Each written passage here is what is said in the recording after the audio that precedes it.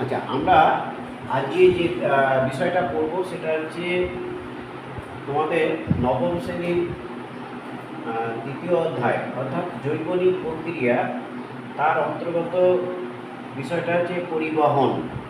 প্রথমে আমরা জানবো যে পরিবহন কাকে বলে। পরিবহন মূলত এটা প্রথমে যে বিষয়টা সেটা হচ্ছে উদ্ভিদ দেহে পরিবহন সম্বন্ধে আমরা পড়ছি।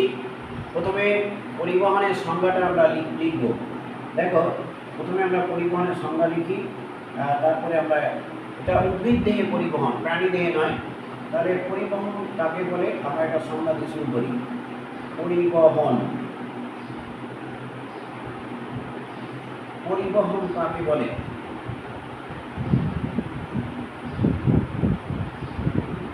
পরিবহন কাকে বলে?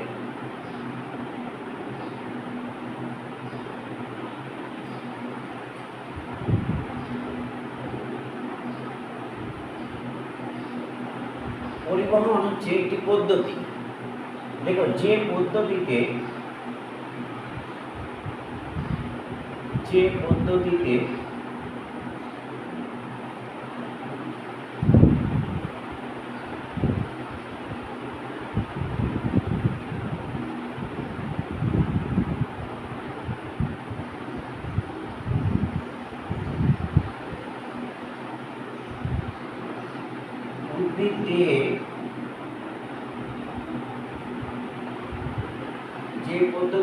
উদ্ভিদ দেহে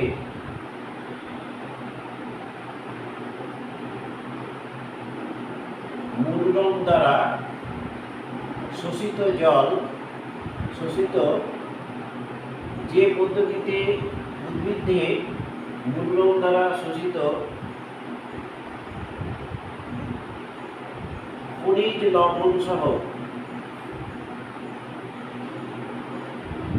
লবণ সহ জল জাইলেম বাহিকার মাধ্যমে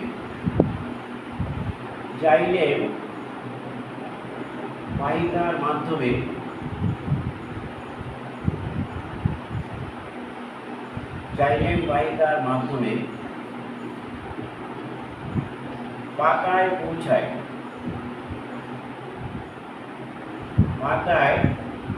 পৌঁছায় এবং পাতায় উৎপন্ন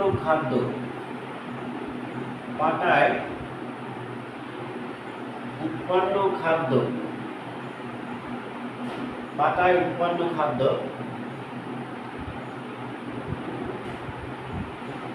ফ্লোয়েমের মধ্যে দিয়ে ফ্লোয়েমের মাধ্যমে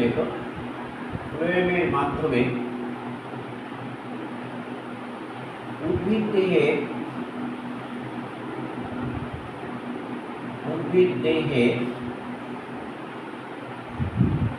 বিভিন্ন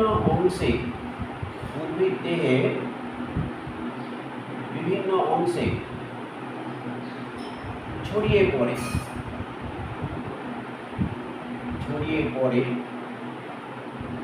তাকে পরিবহন বলে। তাহলে পরিবহন কাকে বলে আমরা জানলাম। আচ্ছা, খুব ভালো করে লক্ষ্য করো, আমি তো সংজ্ঞাটা লিখেছি। পরিবহন উদ্ভিদ দেহে, সংজ্ঞাটা দেখে তোমরা নিশ্চয়ই বুঝতে পারছো যে এখানে দুটি সংবহন করার কথা উল্লেখ করা হয়েছে। একটি হচ্ছে জাইলেম এবং অপরটি হচ্ছে ফ্লোয়েম। জাইলেম তোমরা আগেই পড়ে এসছো যে জাইলেম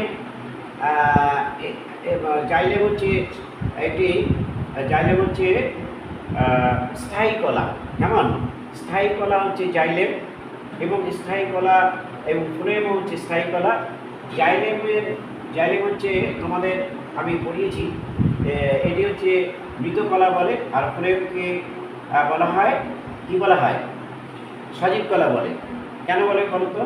জাইলেমের মধ্যে যে 4টি উপাদান থাকে তার মধ্যে 3টি মৃত, 1টি সজীব। ফ্লোয়েম কলার মধ্যে যে 5টি উপাদান থাকে তার মধ্যে 4টি সজীব এবং 1টি মৃত। কেমন? এটা মনে রাখবে, যাই আগে পড়েছো তোমরা। তাহলে তোমাকে যদি প্রশ্ন করে যে উদ্ভিদ দেহে সংবহন কলাগুলির নাম কি, বলো তো উদ্ভিদদের সংবহন কলাগুলির নাম কি? একটি হচ্ছে জাইলেম, অপরটি ফ্লোয়েম। তাহলে জাইলেম কি পরিবহন করে? জল। ফ্লোয়েম কি পরিবহন করে? খাদ্য। বলো, জাইলেম কি পরিবহন করে? জল। আর খাদ্য কিসের মাধ্যমে পরিবাহিত হয়? ফ্লোয়েম। এবং উদ্ভিদদের পরিবহনের মাধ্যমটা কি? মাধ্যমটা জল। আমাদের দেহে পরিবহনের মাধ্যম কি? রক্ত, তাই তো? তাহলে উদ্ভিদ দেহে পরিবহনের মাধ্যমটা হচ্ছে জল। উদ্ভিদ মাটি, এই যে উদ্ভিদ দেহে যে মূলরম আছে, এই মূলরম কিন্তু এককোষী, অর্থাৎ উদ্ভিদের যে স্থায়ী মূল আছে, স্থায়ী মূলে প্রধান মূলের যে অংশগুলো একেবারে নিচের দিকে মূলত্র থাকে, তারপরে থাকে বর্ধনশীল অঞ্চল, তারপরে মূলরম অঞ্চল, তারপরে স্থায়ী অঞ্চল। একটা মূলের প্রধান মূলের 4টে অংশ। একেবারে নিচের দিকে থাকে এই যে একটা মূল, এই প্রধান মূলের একেবারে এই জায়গাটায় থাকবে হচ্ছে মূলত্র, পরে হচ্ছে একটা বর্ধনশীল অঞ্চল থাকে, তারপরে এইরকম মূলরম অঞ্চল থাকে। এই যে এইগুলো মূলরম অঞ্চল থাকে, এই মূলরম অঞ্চলের পরে এখান থেকে স্থায়ী অঞ্চল বলে, এখান থেকে শাখা মূল তৈরি হয়। তাহলে এই যে মূলরম অঞ্চল, এই মূলরম অঞ্চল কি করে না মাটির কৈশিক জল, অর্থাৎ বালিকণায় যে সিক্ত জলকণা থাকে সেই জলকণাকে শোষণ করে। তাহলে আমরা নিশ্চয়ই বুঝতে পারলাম যে মূলরম হচ্ছে এককোষী, যা মাটির কৈশিক জলকে শোষণ করে, অর্থাৎ খনিজ লবণ সহ জল মূলরম দ্বারা শোষিত হয়, জাইলেম বাহিকা দিয়ে পাতায় পৌঁছায়, এবং পাতায় যখন খাদ্য তৈরি হয় সেটি কিন্তু আবার ফ্লোয়েম কলার মাধ্যমে উদ্ভিদের বিভিন্ন অংশে পরিবাহিত হয়। এই টোটাল ঘটনাটাকে বলা হয় পরিবহন। পরের প্রশ্ন আমরা লিখব, পরিবহন কয় প্রকার এবং কি কি? পরের প্রশ্ন লিখব, পরিবহন কয় প্রকার এবং কি কি? কয় প্রকার এবং কি কি?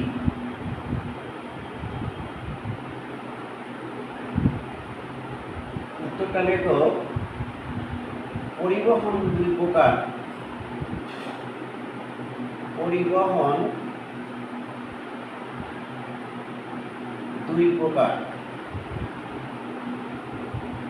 যথা এক লেখো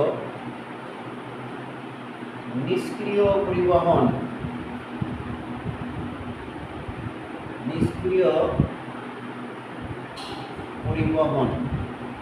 আর 2 লেখো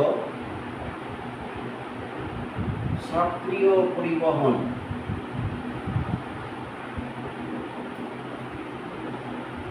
তাহলে পরিবহন কয় প্রকার ও কি কি আমরা জানলাম। একটা হচ্ছে নিষ্ক্রিয় পরিবহন এবং আরেকটি হচ্ছে সক্রিয় পরিবহন। প্রথমে আমরা এই নিষ্ক্রিয় পরিবহন কাকে বলে সেটা লিখব। পরে প্রশ্ন লেখো, নিষ্ক্রিয় পরিবহন কাকে বলে? নিষ্ক্রিয় পরিবহন কাকে বলে?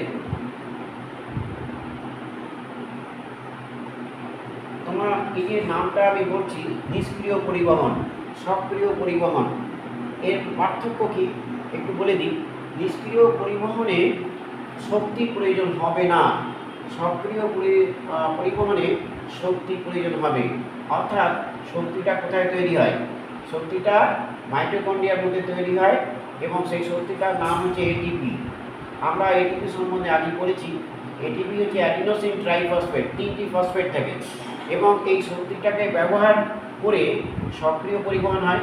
অর্থাৎ সক্রিয় পরিবহন যখন হবে, তোমরা নিশ্চয়ই একটুখানি বলে দিই, নৌকা চালাতে হলে যখন স্রোতের অনুকূলে নৌকা চলে, তখন কি শক্তিটা যদি দাঁড় নাও টানে তাহলে কিন্তু নৌকাটা চলতে পারে, কারণ স্রোতের অনুকূলে চলছে এবং স্রোতটা নৌকাটাকে এগিয়ে নিয়ে যাচ্ছে, এটাই, তখন কিন্তু শক্তির প্রয়োজন হয় না।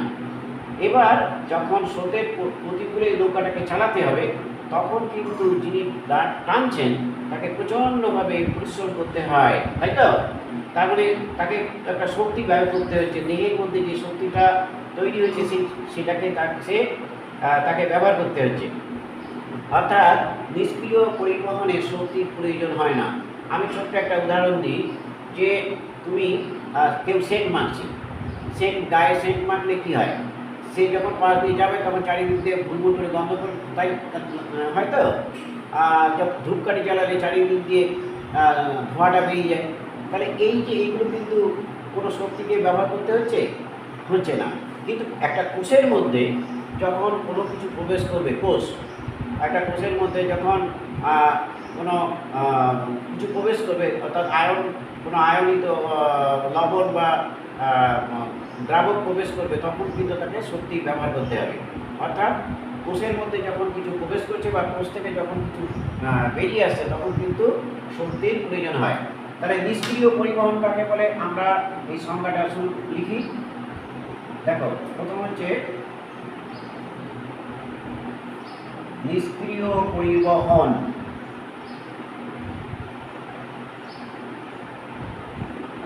নিষ্ক্রিয় পরিবহন কাকে বলে? নিষ্ক্রিয় পরিবহন এক্ষেত্রে কিন্তু এটা একটা পদ্ধতি, যে পদ্ধতিতে এই যে শ্বসনজাত যে শক্তি, শ্বসনজাত শক্তি ব্যবহার ছাড়াই, শ্বসনজাত শক্তির ব্যবহার ছাড়াই, মানে শ্বসনজাত শক্তিকে আমি কাজে লাগাচ্ছি না। শ্বসনজাত শক্তি হচ্ছে এটিপি, তাই তো? আমি এই যে শ্বাসটা দিচ্ছি, অক্সিজেনটা যাচ্ছে মাইটোকন্ড্রিয়ার মধ্যে, এবং মাইটোকন্ড্রিয়া সেখানে এটিপি তৈরি করছে। তোমাকে একটা প্রশ্ন করি, বলো তো, মাইটোকন্ড্রিয়ার মধ্যে যে এটিপিটা তৈরি হয়, সেটি কোন পদ্ধতিতে তৈরি হয়? নিশ্চয়ই জানো, ভুলে গেছো, ক্রেবস চক্রের মাধ্যমে তৈরি হয়। তাহলে এটা সবাক শ্বসনের একটা পর্যায়ের নাম হচ্ছে ক্রেবস চক্র, কেমন? তাহলে দেখো, যে পদ্ধতিতে শ্বসনজাত শক্তির ব্যবহার ছাড়াই, শ্বসনজাত শক্তিকে কাজে লাগানো হলো না, কেমন? শ্বসনজাত শক্তির ব্যবহার ছাড়াই কোনো পদার্থের অণু বা আয়ন, কোনো পদার্থের অণু বা আয়ন, এইবার দেখো, কোনো পদার্থের অণু বা আয়ন কোথা থেকে কোথায় যাবে? বেশি ঘনত্বের স্থান থেকে কম ঘনত্বের স্থানে ছড়িয়ে পড়বে। বেশি ঘনত্বের স্থান থেকে কম ঘনত্বের স্থানে ছড়িয়ে পড়ে।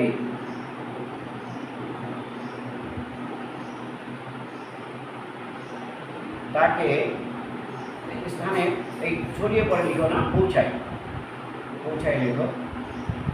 বেশি ঘনত্বের স্থানে কম ঘনত্বের স্থানে পৌঁছায়, তাকে নিষ্ক্রিয় পরিবহন বলে।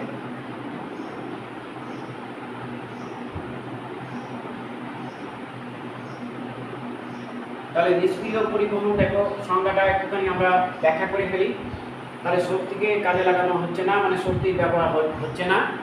কোনো পদার্থের অণু বা আয়ন বেশি ঘনত্বের স্থান থেকে, বেশি ঘনত্বের স্থানে, ধূপকাঠি যে ধোঁয়াটা, সেই ধোঁয়াটা হচ্ছে বেশি ঘনত্ব, আর বাতাসের ঘনত্ব, ধূপকাঠির ধোঁয়ার ঘনত্বটা বেশি, কিন্তু বাতাসের ঘনত্বটা কম, সেই জন্য চারিদিকে ছড়িয়ে পড়তে পারছে। যদি বাতাসের ঘনত্ব বেশি হতো তাহলে কিছু হতে পারতো। যেমন তুমি 1 কাপ জলের মধ্যে 1 ফোঁটা আলতা দিচ্ছ, কার ঘনত্ব বেশি?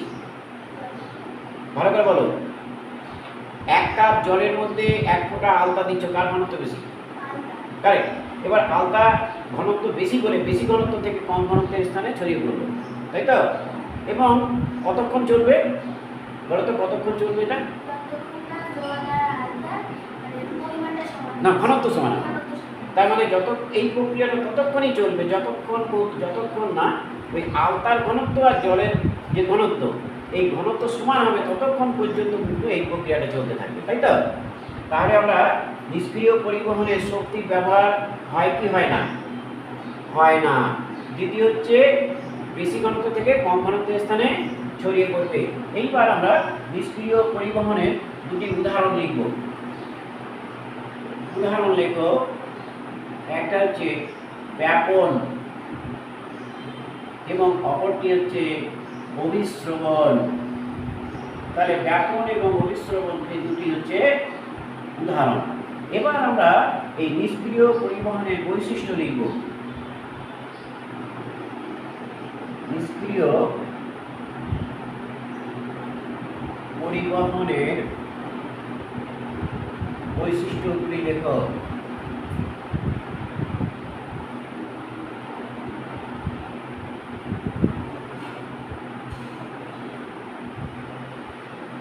আমরা এর বৈশিষ্ট্যগুলি আমরা লিখি।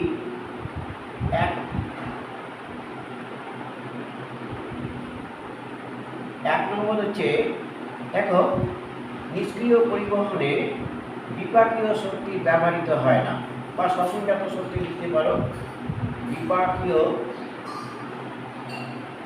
শক্তি ব্যবহৃত হয় না।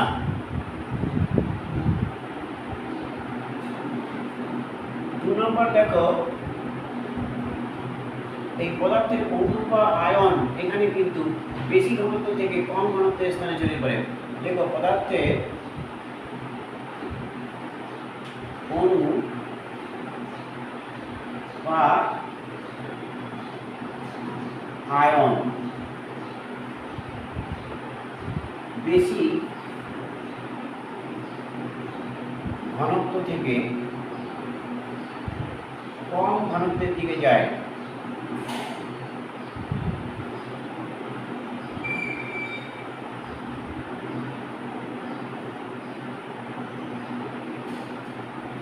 তাহলে আমরা দুটো পয়েন্ট লিখলাম। একটা হচ্ছে বিপাকীয় শক্তি ব্যবহৃত হয় না। এবার আমি এখানে আরেকটি কথা বলবো। এখানে দেখো, এখানে কিন্তু আরেকটি কথা বলবো, বাহক ব্যবহৃত হয় কি না। বাহক মানে আমরা সক্রিয় পরিবহনে সেখানে বাহক লাগবে, না হলে সক্রিয় পরিবহন হয় না। বাহক আমরা সক্রিয় পরিবহনের ক্ষেত্রে দেখব, তুমি বাহক হচ্ছে, ধরো একটি রাস্তা পার হতে হবে। রাস্তা পার হতে গেলে একজন অন্ধ মানুষকে রাস্তা তিনি পার হতে পারছেন না, তাকে কেউ ধরে নিয়ে, হাতটা ধরে নিয়ে রাস্তাটা পার করে দিল। যিনি পার করে দিলেন তিনি হচ্ছে বাহক। ঠিক তেমনিভাবে কোষের মধ্যে যখন কোনো দ্রাবক প্রবেশ করতে যায় বা সেখান থেকে বেরিয়ে আসতে হবে, তখন কিন্তু বাহকের, কোষের মধ্যে প্রবেশ করতে গেলে বাহকের প্রয়োজন হয়। এক্ষেত্রে কিন্তু বাহকের প্রয়োজন হয় না, তবে বাহক ছাড়াও হতে পারে, বাহক নিয়েও হতে পারে। তার মানে বাহকের আমরা লিখতে পারি যে বাহকের প্রয়োজন হয় না। বাহকের, তবে বাহক এইটা লিখো, তাহলে ভালো হবে। বাহক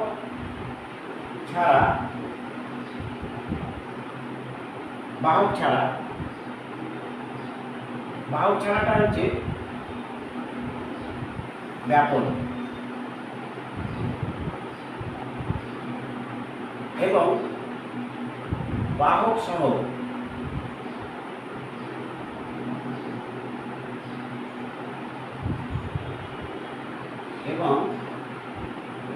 সহ যেমন এটা হচ্ছে,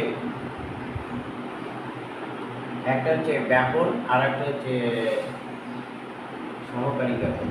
এটা হচ্ছে সহকারী ব্যাপন।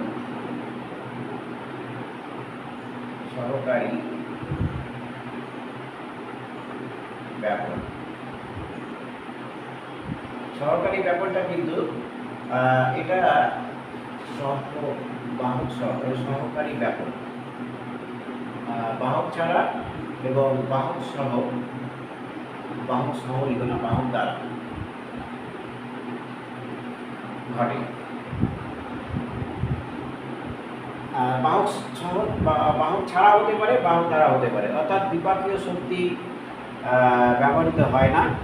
পদার্থের অণু বা আয়ন বেশি ঘনত্ব থেকে কম ঘনত্বের দিকে যায়, আর বাহক ছাড়া বা বাহক দ্বারা ঘটতে পারে। তাহলে আমরা নিষ্ক্রিয় পরিবহন আমরা জানলাম কাকে বলে। আমরা এবার সক্রিয় পরিবহনের একটি সংজ্ঞা জানব, তারপরে ব্যাপন সম্বন্ধে জানব। এবার আমরা যেটা লিখব সেটা হচ্ছে, এবার আমরা যেটা লিখব সেটা হচ্ছে 4 নম্বর, এটা 5 নম্বর কোশ্চেন। 5 নম্বর কোশ্চেন হচ্ছে সক্রিয় পরিবহন।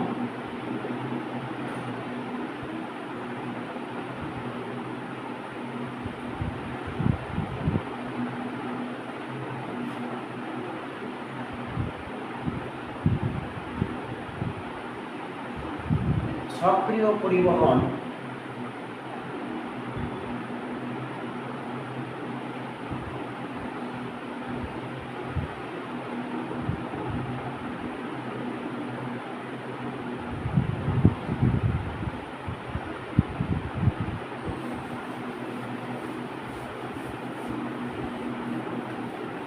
এবার দেখো, আগে আমরা যেটা লিখলাম সেটা হচ্ছে নিষ্ক্রিয় পরিবহন, তাই তো?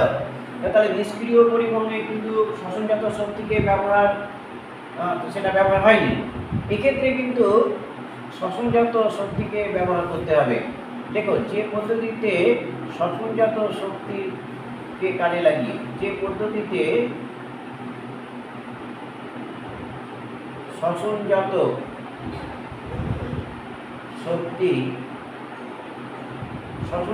শক্তির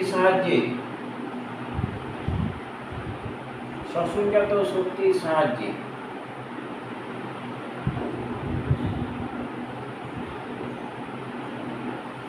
কোনো নির্দিষ্ট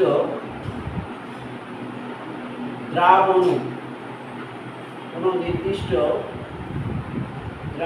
অণু, তাহলে কি লিখলাম? যে পদ্ধতিতে শ্বসনজাত শক্তির সাহায্যে কোনো নির্দিষ্ট দ্রাব অণু বাহক প্রোটিনের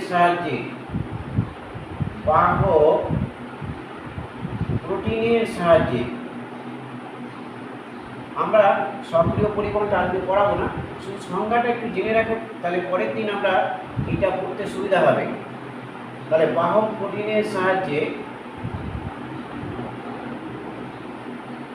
কোষ পর্দার মধ্যে দিয়ে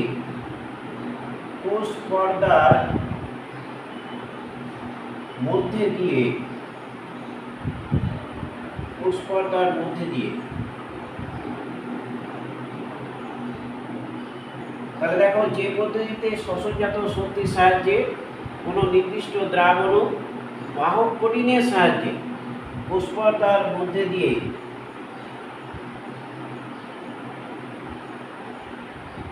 বেশি ঘনত্বের স্থান থেকে, এখানে কম ঘনত্বের স্থান থেকে, এটা কিন্তু কম ঘনত্বের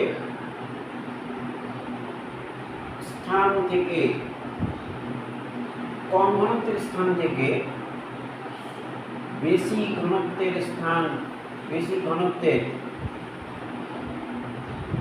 ঘনত্বের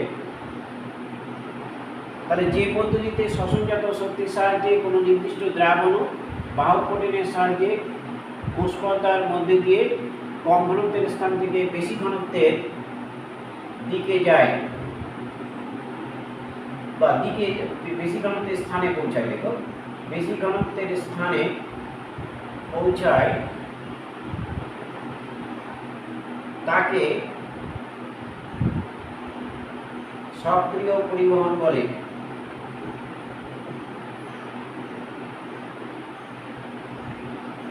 তাহলে সক্রিয় পরিবহন আমরা জানলাম যে শ্বসনজাত শক্তিকে, এখানে দেখো প্রথমেই হচ্ছে আমরা লিখছি যে শ্বসনজাত শক্তি মানে এটিপিকে কাজে লাগাচ্ছে, কে যাচ্ছে নির্দিষ্ট দ্রাব অণু।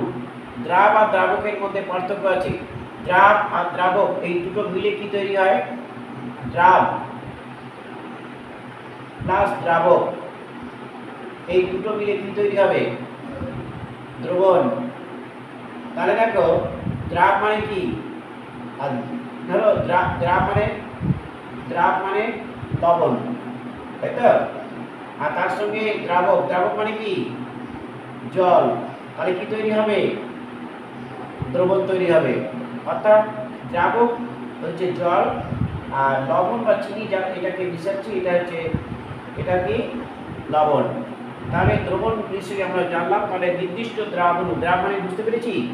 তাহলে যে এখানে সংজ্ঞাটা নিশ্চয়ই বুঝতে পেরেছ, যে পদ্ধতিতে শ্বসনজাত শক্তি মানে এটিপিকে কাজে লাগানো হচ্ছে এবং নির্দিষ্ট দ্রাবণু বাহক প্রোটিনের সাহায্যে কোষপর্দার মধ্যে দিয়ে কি হবে? কোষপর্দার মধ্যে দিয়ে কম ঘনত্বের স্থান থেকে বেশি ঘনত্বের স্থানের মধ্যে পৌঁছাবে। আমি এটা একটা ছবি আছে, পরীক্ষা আসতে পারে, সেই ছবিটা আমরা দেখব। আজকে আমরা এটা যেহেতু আমরা সংখ্যাটা শুধুমাত্র বলে আছি, আজকে আমরা নিষ্ক্রিয় পরিবহনের যে উদাহরণ দুটো দিয়েছি, একটা হচ্ছে ব্যাপন, সেটা আমরা পড়ব। তাহলে এরপরে প্রশ্নটা হচ্ছে ব্যাপন কাকে বলে? ব্যাপন কাকে বলে?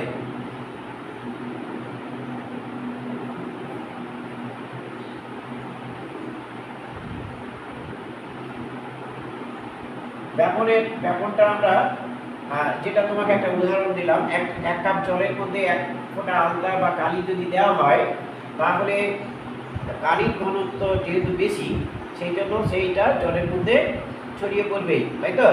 এটাই ব্যাপন। তাহলে আমরা যদি আমি সেন্ট মাখি, তাহলে সেটা ছড়িয়ে পড়লো। হাতে যদি স্পিড এক ফোঁটা স্পিড দিই, কিছু সময় পরে সেটা থাকবে, উবে যাবে, তাই তো? অর্থাৎ উবে যাবে কেন? কারণ ওই স্পিডটা, তাপটা, যে লিন তাপটা, এই লিন তাপ মানে চুরি করা তাপ, এই তাপটা কোথা থেকে দেবে? হাতে তালু থেকে নেবে। তাহলে একটা লিন তাপ মানে চুরি করা তাপ, মানে পদার্থের যে অবস্থান্তরের সময় কিছু তাপ গ্রহণ বা বর্জন করে, যে তাপ কোনো তাপমাপক যন্ত্রে ধরা পড়ে না, সেটাই হচ্ছে লিন তাপ। অর্থাৎ পদার্থের যে অবস্থান্তর হচ্ছে, একটা পদার্থ যখন আরেকটা পদার্থে পরিণত হলো, অর্থাৎ স্পিডটা ছিল তরল, ওটা যখন গ্যাসীয় পদার্থে পরিণত হচ্ছে, তখন কিছু তাপ গ্রহণ বা বর্জন করলো। এই তাপটা কোনো তাপমাপক যন্ত্রে ধরা পড়লো না, এটাই হচ্ছে লিন তাপ। লয় দিকে দুর্ধন্য, লিন মানে চুরি করা তাপ। এটা কোন পরিমাণ তাপ নিয়েছে সেটা কিন্তু থার্মোমিটারে ধরা পড়বে না। অর্থাৎ তাহলে আজকে আমরা ব্যাপন কাকে বলে? ব্যাপন মানে এটা কিন্তু একটি নিষ্ক্রিয় পরিবহন পদ্ধতি।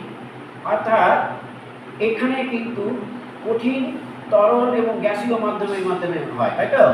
তাহলে আমরা লিখতেই পারি কঠিন, তরল বা গ্যাসীয় পদার্থে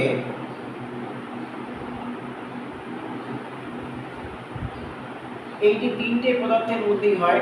সেই জন্যই আমি তিনটে পদার্থকে আমি লিখে দিলাম, কোনো পদার্থের না। কঠিন, তরল এবং গ্যাসীয় পদার্থের অণুগুলি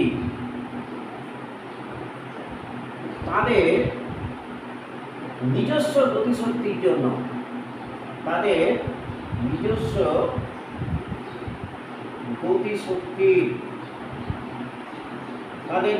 গতিশক্তির জন্য কি হবে বলতো? যদি আমি এখানে একটা ধূপকাঠি ধরিয়ে রাখি, তাহলে কি হবে? সেই ধূপকাঠি গন্ধটা চারিদিকে ছড়িয়ে পড়বে তো? তাহলে বলছি এটা কিছু গ্যাসীয়। তাহলে কঠিন, তরল ও গ্যাসীয় পদার্থের অণুগুলি তাদের নিজস্ব গতিশক্তির জন্য কি হবে? বেশি ঘনত্ব থেকে কম ঘনত্বের, বেশি ঘনত্বের স্থান থেকে, বেশি ঘনত্বের স্থান থেকে কি হবে? কম ঘনত্বের স্থানে, কম ঘনত্বের স্থানে পৌঁছায়, বেশি ঘনত্বের স্থান থেকে কম ঘনত্বের স্থানে পৌঁছায়। এবং দুটি, এই যে দুটি পদার্থের মধ্যে হচ্ছে, এবং দুটি পদার্থের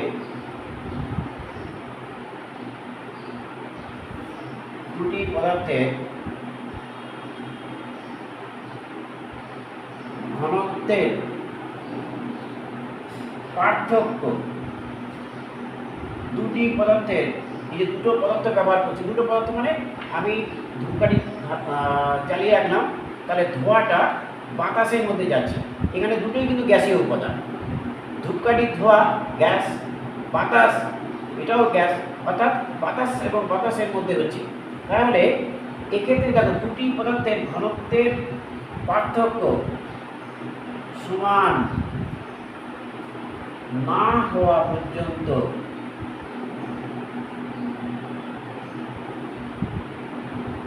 প্রক্রিয়াটি চলতে থাকে। প্রক্রিয়াটি চলতে থাকে, তাকে কি বলে? তাকে ব্যাপন বলে। তাহলে আমরা জানলাম যে কঠিন, তরল ও গ্যাসীয় পদার্থের অণুগুলি তাদের নিজস্ব গতিশক্তির জন্য বেশি ঘনত্বের স্থান থেকে কম ঘনত্বের স্থানে পৌঁছায় এবং দুটি পদার্থের ঘনত্বের পার্থক্য সমান না হওয়া পর্যন্ত প্রক্রিয়াটি চলতে থাকে, তাকে ব্যাপন বলে। কি বুঝতে পেরেছি? তাহলে ব্যাপন কোন কোন পদার্থের মধ্যে হতে পারে? কঠিন, তরল, গ্যাসীয় পদার্থের মধ্যে হতে পারে, তাই তো?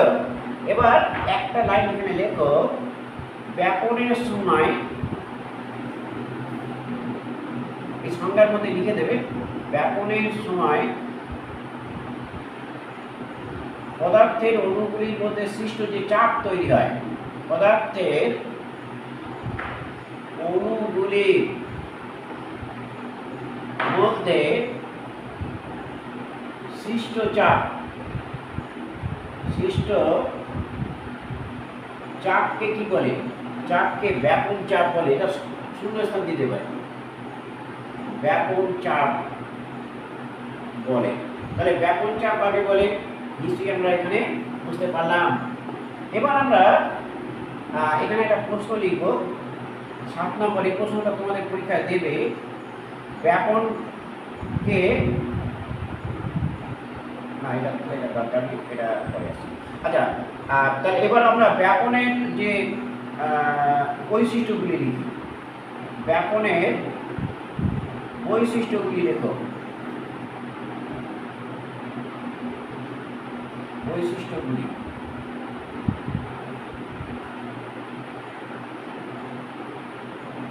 আচ্ছা আমরা এই ব্যাপন প্রক্রিয়ার যে বৈশিষ্ট্যগুলি আমরা প্রথমে লিখে যাই। আচ্ছা দেখো, প্রথমটা হচ্ছে ব্যাপন কোন কোন মাধ্যমে ঘটে? কঠিন, তরল ও গ্যাসীয় মাধ্যমে এর মধ্যে ঘটতে পারে। তাহলে ব্যাপন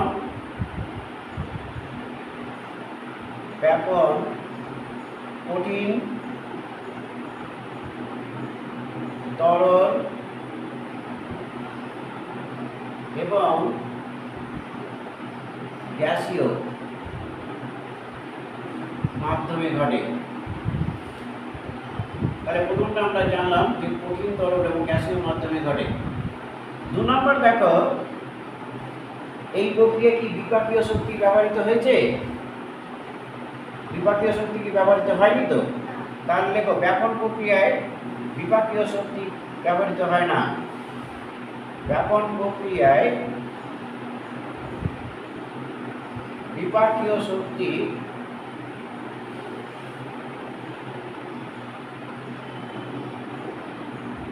ব্যবহৃত হয় না। আচ্ছা এখানে বলো তো, বেশি ঘনত্ব পদার্থের অণু কোন দিক থেকে কোথায় যায়? বেশি ঘনত্ব থেকে কম ঘনত্বের দিকে যাবে। পদার্থের অণু বেশি ঘনত্ব থেকে, পদার্থের অণু বেশি ঘনত্ব থেকে কম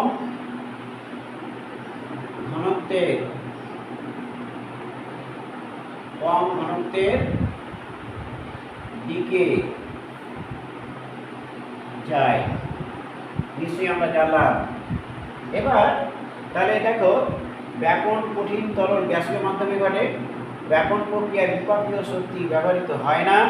ব্যাপনে পদার্থের অণু বেশি ঘনত্ব থেকে কম ঘনত্বের দিকে যাবে, তাই তো? আচ্ছা, ব্যাপনে কি কোনো অর্ধবৃত্ত পর্দা কাজে লাগে? ব্যবহৃত হয় না। তাহলে লিখতে পারি আমরা যে ব্যাপন প্রক্রিয়ায়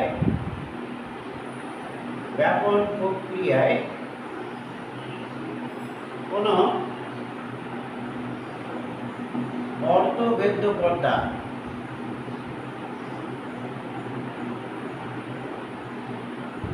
ব্যবহৃত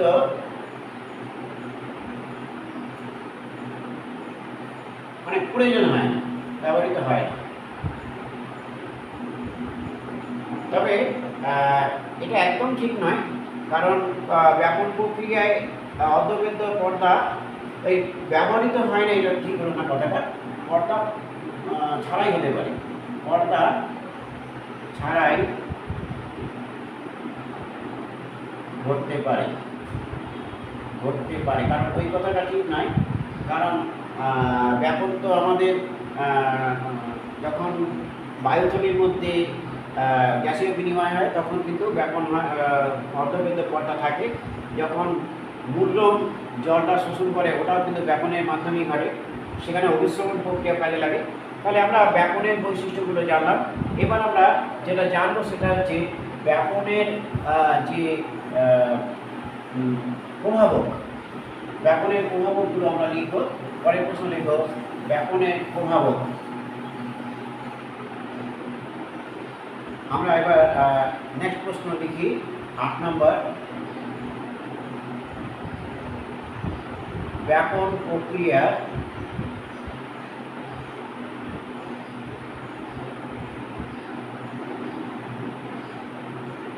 প্রভাবক, এটা বলতে পারো বা শর্তাবলী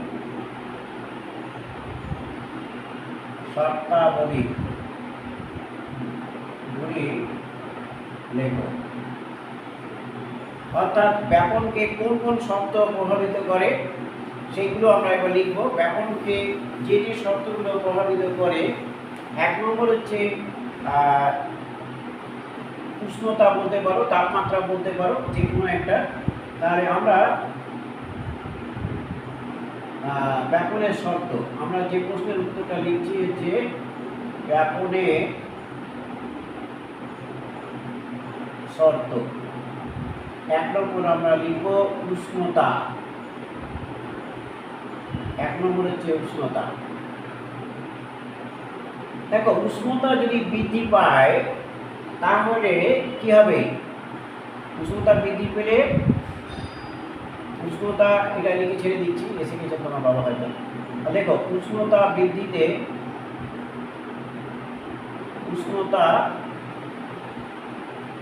বৃদ্ধিতে পদার্থের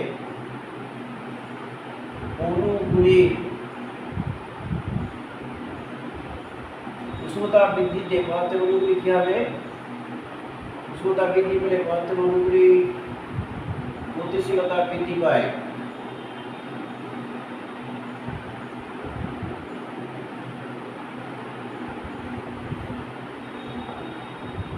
ফলে ব্যাপন বৃদ্ধি ঘটবে। ফলে ব্যাপনের হার বৃদ্ধি ঘটে। এটা হচ্ছে উষ্ণতা। এবার দেখো, পরে একটা পয়েন্ট লিখি যে অণুর আয়তনটা লিখব। আয়তন, দেখো ব্যাপনে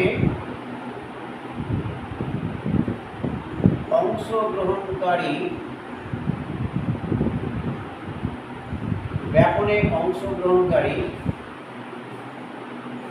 পদার্থের অণুর আয়তন যদি বৃদ্ধি পায়,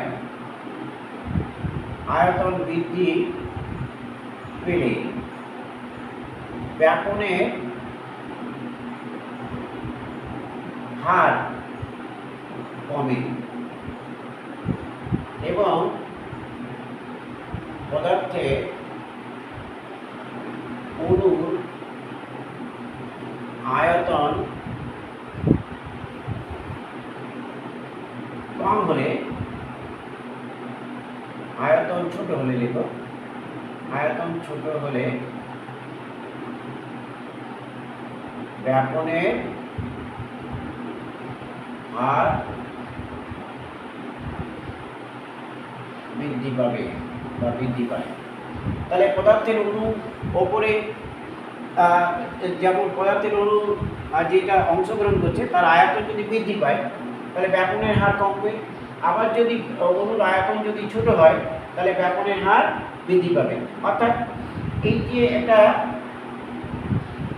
একটা পাত্রের মধ্যে আমি জল রাখলাম, এবার এখানে যে আমি যে কালি এর মধ্যে যে কালিটা দিয়ে এক ফোঁটা কালি দিয়েছি, এই কালির যে অণুগুলি, এই অণুগুলি যদি জলের অণু থেকে বেশি ছোট হয় তাহলে দ্রুত ছড়িয়ে পড়বে। এবার এই জলটা যদি আমি লবণ জল দিতাম বা চিনির জলটা দিতাম তাহলে আর অণুর আয়তনটা মানে আগে জল ছিল তখন আয়তন কম ছিল, জলের অণুর আয়তন, কিন্তু যখন ওই চিনির জল দিলাম তখন কিন্তু সেই আয়তনটা জলের অণু থেকে জলের আয়তনটা বেড়ে গেল, মানে ঘনত্বটা বেড়ে গেল অণুটি। তখন কিন্তু এদের মধ্যে যে ব্যাপনটা হবে সেই ব্যাপনটা কিন্তু একরকম হবে না। অর্থাৎ এই জলের সঙ্গে কালি আবার চিনির জলের সঙ্গে কালি বা আলতা, এদের মধ্যে ব্যাপনটা একই সময় ঘটবে কি ঘটবে না।